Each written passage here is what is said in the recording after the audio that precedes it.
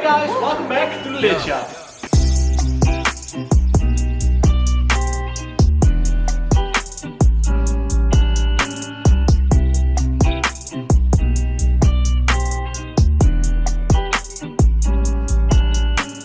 So today is a very exciting day because almost all the parts that I ordered from Drift HQ, and a big thank you to Drift HQ because they helped me a lot with finding the parts that I need and shipping it really fast from the US to the Netherlands. So I'm really happy about their service, and just in general, Drift HQ is a great company. I also got some parts from CBS Racing here in the Netherlands. So if you're from Europe, you can just hit them up. If you need parts for your Toyota or your Lexus, that's their specialty.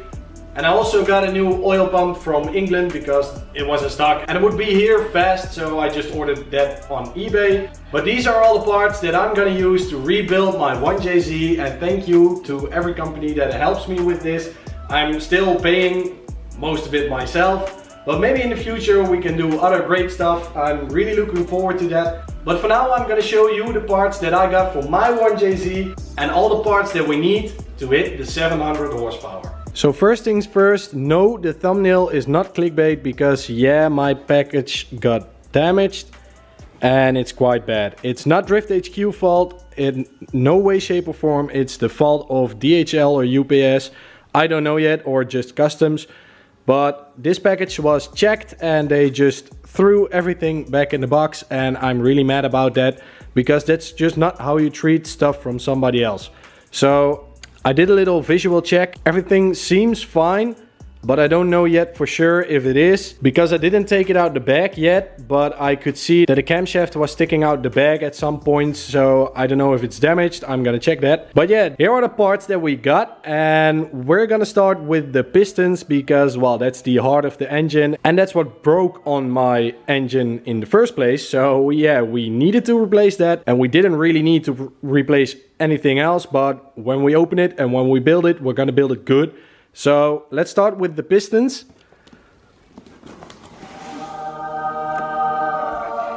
They are nice, aren't they? Well, these are just the rings. Every piston, of course, got its own rings. We just need to gap them when we get the engine back. But here are my babies.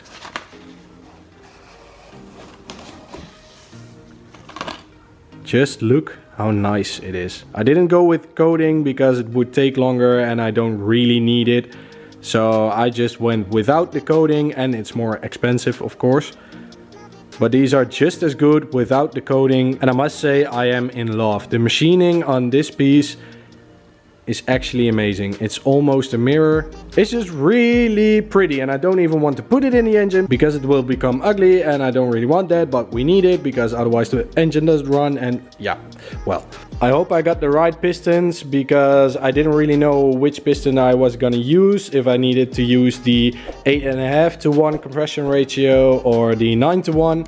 So I went with the 9:1 because the original engine, the 1JZ, already has an 8.5 on paper, but some people calculated themselves and they found out that it's actually 8.9:1, so it's almost 9:1. We are going with 9:1 because I think that's the best option for us if we want to run a lot of boost and pick up some power with pistons alone.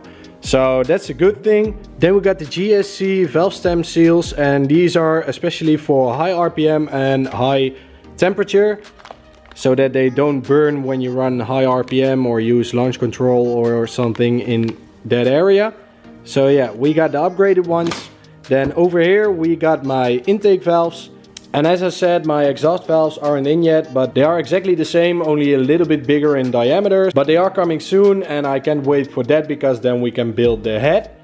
And speaking of the head, here are my stage 3 camshafts. Yeah, 272 VVTi camshafts for my 1JZ, and this is gonna be a real choppy boy because 272 is, well, it's really aggressive. They recommend using it only in a track car and not a street car, but we're gonna street car the shit out of it. So it's gonna be a choppy boy. It's gonna be really cool. It's gonna sound amazing, and let's just hope they aren't damaged. Next, we got my AEM fuel pressure regulator. I had an FBR on there that was just from eBay, but now I thought we're gonna run high horsepower and I don't want to run into any issues with fuel, so we got a nice AEM fuel pressure regulator. Next to that we got my ARP rod bolts because Drift HQ didn't have these in stock, sadly. So I did order the forged rods from BC from them, but I just got this from CBS Racing here in the Netherlands. And the fluid damper also comes from CBS. They have this all in stock, and actually I found out I could get the oil pump from CBS too. We only got the fluid damper, and the fluid damper you actually need if you want to run high RPM, because the stock crank pulley is just attached with a little bit of rubber in between. I already broke the one that was on the engine when I got the engine, and that was really unfortunate because we had a nice drive in the sun with some friends and suddenly my crank pulley falls off. So that sucked a little bit, but now we got a fluid damper and we can run high RPM and we don't have to worry that this is gonna break, because this is a solid piece. Next to that we got my clutch, and yes, I said I love competition clutch, I still do. I love the clutch that was in my car before, but sadly competition clutch doesn't make a single disc clutch that could hold the power that I want to run, and I don't want to run a twin disc because it's more expensive, it rattles and it just takes away the streetability a little bit. So we went with a single disc ACT clutch and it looks amazing. I know a lot of other YouTubers and a lot of other car guys are running ACT because it's just an amazing product, and I can't wait to run that and just find out how it feels. So that's gonna be in the future when the car runs, of course. Then over here we got another BC product. There's gonna be a lot of BC stuff in the engine, but these are billet keepers. Because I want to run high RPM, I don't want a keeper to fail. And I've heard some stories that the keeper just fell out and it completely destroys your head. So I don't want that happening. We got some billet keepers. And then last but not least, a thing we really need is a new oil pump. Because as you saw, the old oil pump was just demolished. It was not good in any way. So I got a new one, just an OEM one. I think it's gonna work just fine because it's new, and because Toyota always over-engineers their products, this is also over-engineered. It's capable of a lot more than the stock engine can run. So we just went with an OEM one. I don't want the hassle of an upgraded one and then maybe it doesn't work or anything like that. So I went with a new OEM one, and I got some new original Toyota rings, also available at CBS Racing. So check them out if you need some OEM parts and you don't want to pay what you would pay at a dealership. So check them out. It's a really cool company. Speaking of OEM parts, I also got an OEM head gasket, a new one, because if I remember correctly, up to 1000 horsepower or 900, the OEM head gasket is just the best to run. It just seals the best, it works the best. You can get a Chromatic, you can get something else, but just do that over 900 horsepower or if you're gonna run a lot of boost. But this should be fine for what I'm gonna do. It's just the best option, so I also got that. So you just saw the camshafts and everything else, but I want to talk about the camshafts because they looked good, and I'm really glad they are good, because I was afraid that it would be damaged and unusable, and then I had to wait for a new set and all the hassle of taking care of that, and with the customs, with UPS, with DHL, with Drift HQ, because it's not their fault, so I don't really want to bother them with it. But I will show you the box that the camshafts were in, and then you can see why I don't understand that customs or DHL or UPS handle somebody else's products like that, because it's just disrespectful. It shouldn't be happening. I got no words. So this is how I got the box, and you may have seen it on my Insta story. There are some sneak previews, so follow me on Instagram and you're gonna see some stuff that you don't see yet on the channel. So follow me there. But yeah, this is the package that I got from DHL, and you can see DHL repacked. They repacked it. Well, at least that's what the tape says. But this is how my camshafts, and I just put one in to show you. But this is how it was in. And if you've ever seen BC camshafts, they shouldn't be like this. It should be in this box, and this is just a bigger box that houses the two boxes of every camshaft.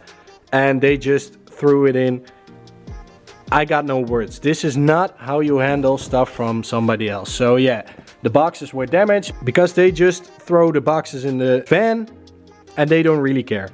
So yeah, I'm pissed, I'm mad, I'm definitely complaining at DHL. But yeah, what the hell DHL? Hey, that rhymes. And I know I'm showing you the parts but not really doing anything with them because the engine still needs to be built. I'm gonna make a video of building the engine itself. So that's gonna be one video. And I'm gonna make a video of the process, so me taking apart the block, taking apart the head, bringing them away, and I even talked to the machine shop and I can maybe film some stuff, so that would be cool for the video. But for now I'm just showing you guys that, and in the future there are gonna be 2 more videos about the engine. And before I forget, I got something else from CBS and I didn't really think I would run this. I didn't really think that it would be my style, but we got a big wang. Just look at how massive that thing is. I am in love with it. I did not really think that I would ever run a wing this big on my car. But of course there are no stands on there yet, but we're gonna make stands, or I'm just gonna buy some stands. But it's gonna be a little bit higher than this. It's not gonna be a big drift wing or anything like that. It's not gonna be 7 feet tall above the car. It's just gonna be a little bit above the car, and I think it's gonna look amazing. The spoiler that is on it right now, that's gonna go away. And we're maybe gonna put a little carbon duckbill on the back so it just fills in the hole a little bit. And because for some reason the 5.0 stops me and I need to take it off, the back of the car doesn't look really bad because there's still a carbon duckbill, and it goes really well with the livery that I got in mind. And yes, that's gonna be another video in the future about the livery. And I don't know if I'm gonna show you the render before or I'm just gonna show you the end result, but the livery is gonna be sick. It's gonna be amazing, and I think it's gonna blow up this channel because I think everybody is gonna love it. I hope. But it's never been done before. There is no S13 in the world that runs the livery or has run that livery.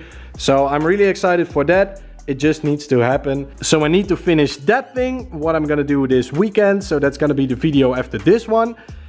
And then we're gonna finish that thing because it just needs to get done. I wanna drive my car. I got the parts.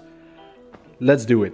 So I hope you guys enjoyed this little update and little parts video. Now you know what's gonna go in the engine, and now I just need to finish the engine so we can make some really cool content with the 700 horsepower S13 with an orange roll cage, orange big brakes, a big wing.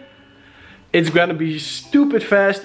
It's gonna be stupid. It's just gonna be stupid, but I'm stupidly excited for it, and my stupid friends, no, I love you guys, are gonna help me with the build, and it's gonna be done sooner than you think, and I hope it's gonna be even done sooner than I think.